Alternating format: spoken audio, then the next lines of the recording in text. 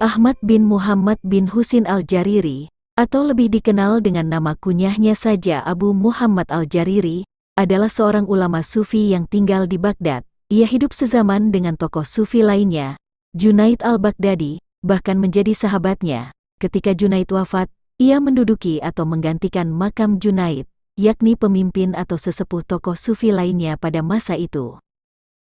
Ketika masih dalam perjalanan pencarian, suluk, tarikat, mengaji hakikat dan lainnya, ia pernah mengalami suatu peristiwa yang tidak akan pernah terlupakan.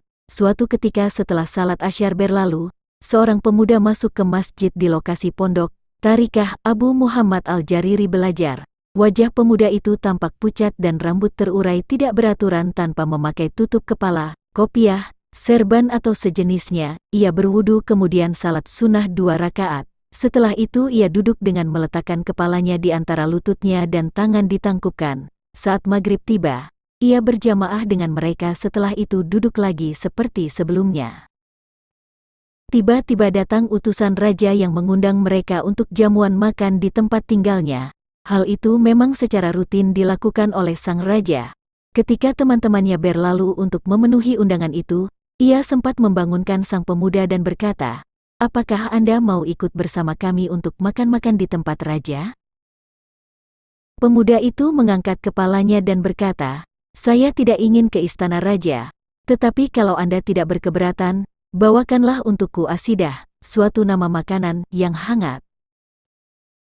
Abu Muhammad mengabaikan permintaan pemuda itu. Dalam hati ia berkata, diajak baik-baik tidak mau, tetapi malah meminta dibawakan sesuatu. Mungkin ia baru saja belajar tarikat dan belum mengetahui adab, tata krama, sopan santun, yang lazim berlaku. Ketika malam agak larut, barulah mereka pulang dari istana raja dalam keadaan kenyang. Ketika memasuki masjid di podokannya, Abu Muhammad melihat pemuda itu masih dalam posisi yang sama ketika ditinggalkannya, mungkin tertidur. Abu Muhammad duduk di sajadahnya, tetapi belum ia berzikir. Rasa kantuk menguasai dirinya dan ia jatuh tertidur. Dalam tidurnya itu Abu Muhammad bermimpi. Ia melihat suatu rombongan besar berlalu di hadapannya. Tiba-tiba ada seruan. Itu adalah rombongan Rasulullah Shallallahu Alaihi Wasallam beserta para nabi dan rasul. Mendengar seruan itu, ia segera berlari ke arah depan rombongan dan menemui Rasulullah. Ia mengucap salam. Tetapi Nabi berpaling dari dirinya tanpa menjawab salamnya.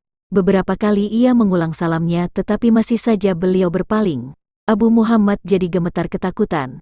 Dengan tergagap ia berkata, "Wahai Rasulullah, apakah dosa saya sehingga engkau berpaling dari saya?"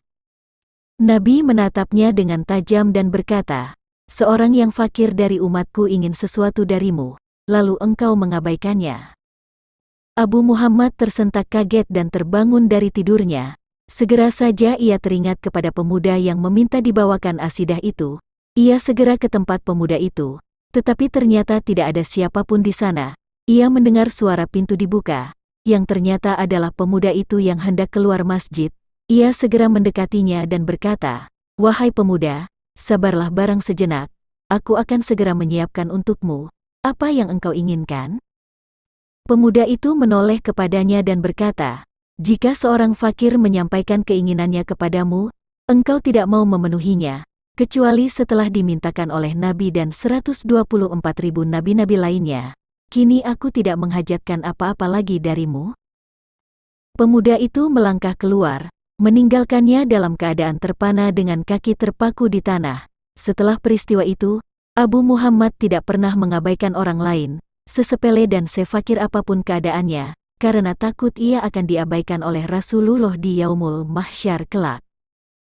Sahabat-sahabat, dari kisah tersebut bisa kita ambil pelajaran. Rasulullah selalu memperhatikan kita semua. Meski jasad beliau telah dimakamkan, namun ruh masih mengontrol umatnya. Semoga kita menjadi temannya di surga. Amin ya Rabbal Alamin.